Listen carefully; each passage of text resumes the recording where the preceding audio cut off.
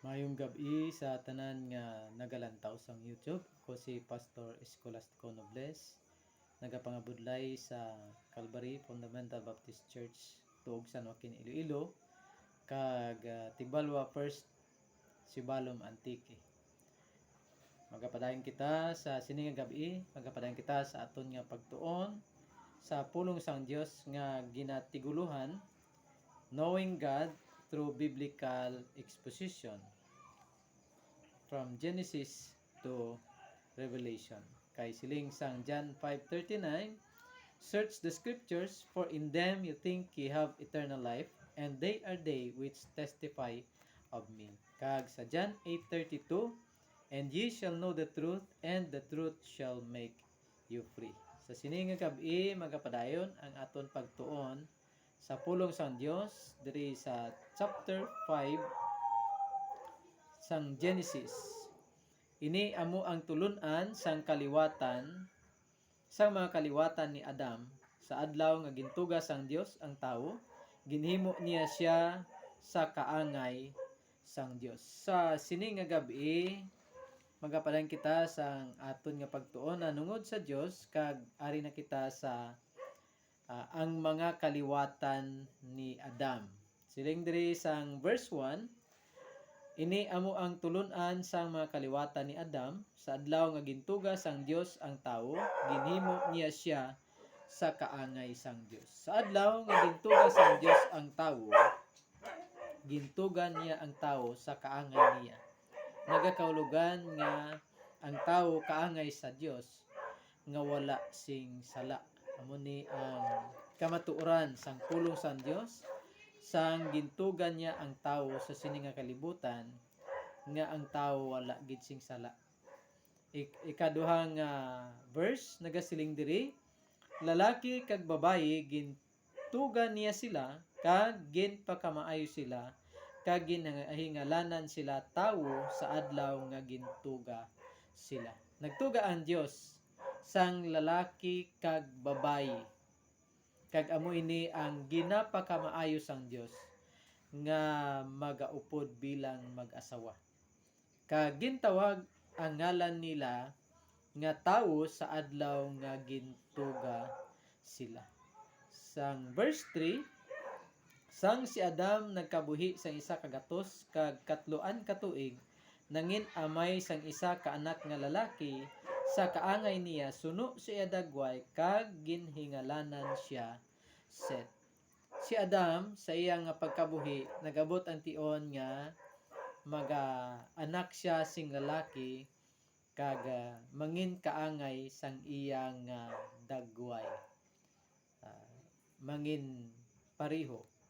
Magpariho ang dang ginatawag nga itsura. Kag verse 4 nagaambal diri, ang kaadlawan ni Adam sa tapos sang natawo si Seth 800 ka tuig, kag nangin amay siya sa mga anak nga lalaki kag mga anak nga mga babayi. Kag diri ang bug-os nga adlaw sang kabuhi ni Adam, 900 kag 930 years. Amo ni nga sa aton nga mga kabuhi, kag si Adam sa verse 5 nagabot gyapon sa iya ang ginatawag nga kamatayon. Verse 6, sang si Seth nagkabuhi sing 105 ka tuig, nangin amay siya ni Enos. Kag sang si Seth nagakabuhi man sa sining nga kalibutan, nagabot ang tion sang nagaedad siya sang 105 ka tuig, nanganak siya sa kay Enos.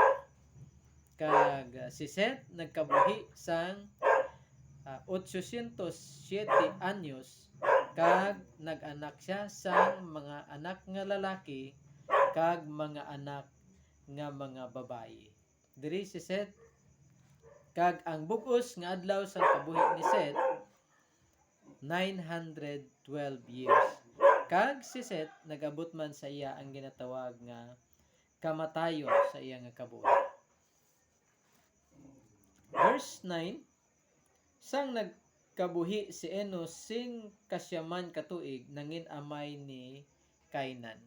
Si Enos sa iyang nga pagkabuhi sa sining kalibutan, nagabot man sa iyang tion nga magaanak siya sa kay Kainan sang nagaedad siya sang 90 anyos sa iyang nga kabuhi.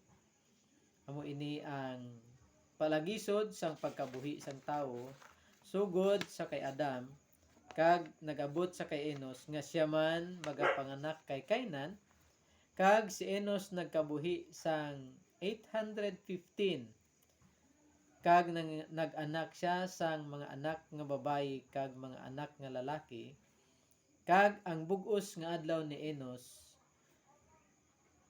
905 kag nag-abot man sa iya ang ginatawag nga kamatayon. Verse 12, sang si Kainan nagkabuhi sing kapituan ka tuig nangin amay ni Mahalalel. Si Kainan sa nga pagkabuhi sa kalibutan nag-abot man nga sang naga-edad siya sang 70 years nangin amay siya ni Mahalalel.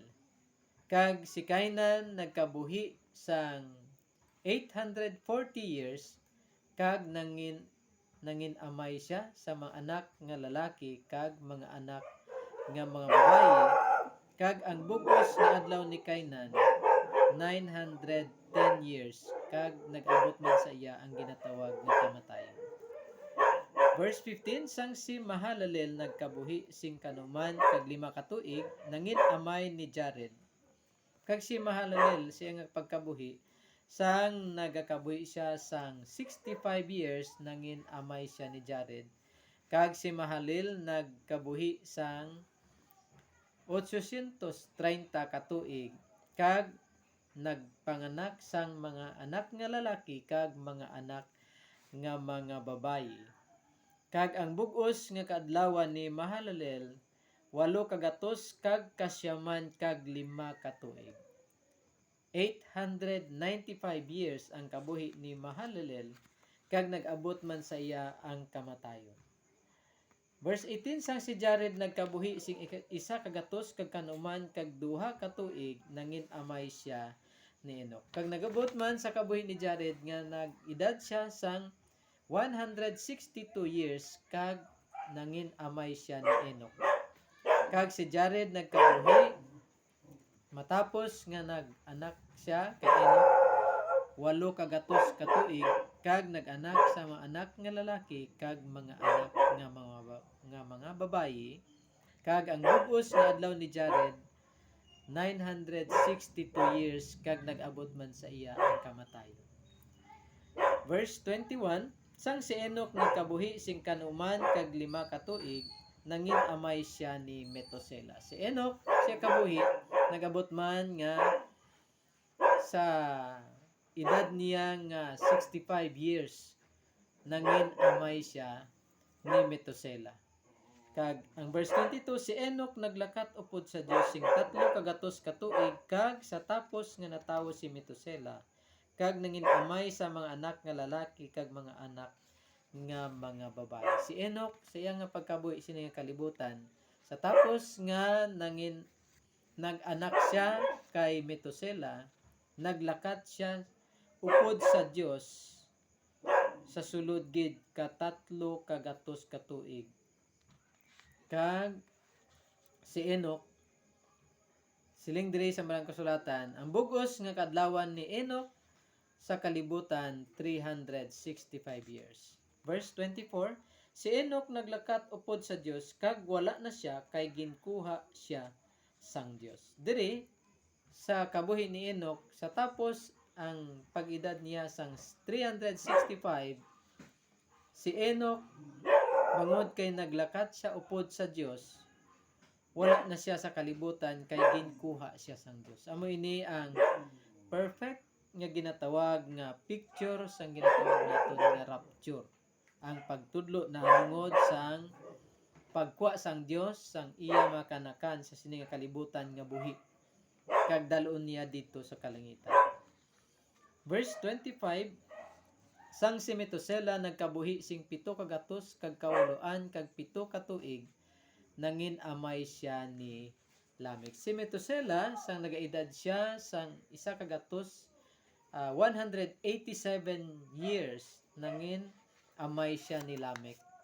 Kag si Metusela sa tapos nga nagpanganak siya kay Lamek, nag-edad sang 782 years. Kag ang kabugusan nga adlaw ni Metusela 969 katuig kag napatay siya. Kag amo ini ang nalista sa Balangin Kasulatan nga may pinakamalawig nga kabuhi nga ginkabuhi sa sini nga kalibutan. Verse 28, sang si Lamek nagkabuhi sing isa kagatos kag kawaloan kag duha ka tuig nangin amay siya sang isa ka anak nga lalaki. Si nagabot sa tion nga si Lamek panganak man kag nangin amay siya sang anak nga lalaki. Ang verse 29 nagambal, kag ginhingalanan niya siya Noe, kag nga nagasiling, ini siya magalipay sa aton sa buluhaton ta, kag sa pagpangabudlay sang aton mga kamot, bangod sang duta nga ginpakamalaot sang Ginoo. Ang ngalan nga Noah nagakaulugan sang paglipay sa tanan nga buluhaton sang tawo, kag sang iya pagpangabudlay sang kamot sang tao sang duta nga ginpakamalaot sang Dios. Amo ini ang kahulugan sang ngalan nga Noah.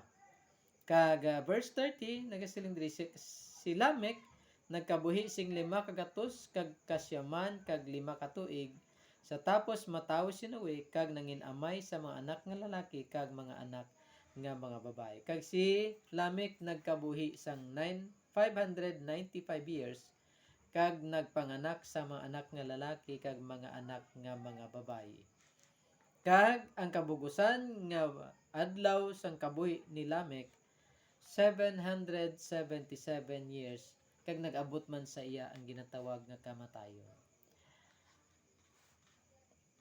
Verse 32, sang si Noe 5 kagatos ka tuig, si Noe nangin amay ni Sem, ni Ham kag ni Japet. Si Noe sa iyang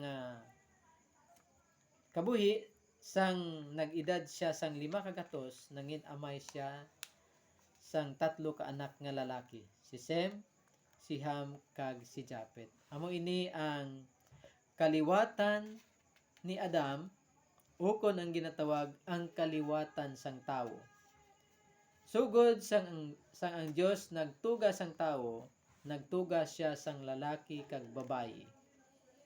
Kag sa pagsugod sa adlaw sang ila nga pagkatao, tubtob sa adlaw nga pagkabuhi, ini ginlista agod sa pagpahanumdum sa aton nga kita nga natawo sini nga kalibutan magaabot gid sa aton ang kamatayon. Apang ini nga